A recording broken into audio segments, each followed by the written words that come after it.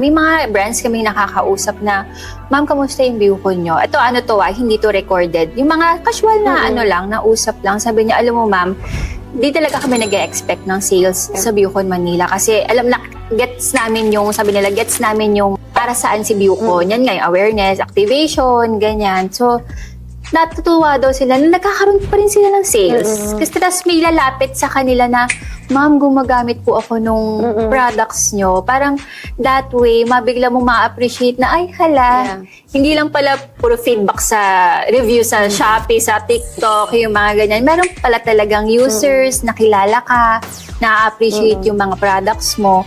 So, yun yung hindi mo mapapalitan ng pera. Yes. Tsaka ako, based on my experience, parang nakita daw nila yung product ko sa Viewcon.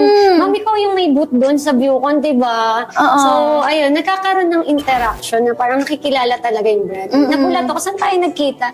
Ma'am, doon sa Viewcon, nakita ko yung brand mo kasali. So, malaking tulong siya for me. Yes. Kaya nga talaga sabi ko, sana, maging part pa rin kami ng Viewcon. Siguro naging busy lang kami, pero at least, makakasama talaga kami this time.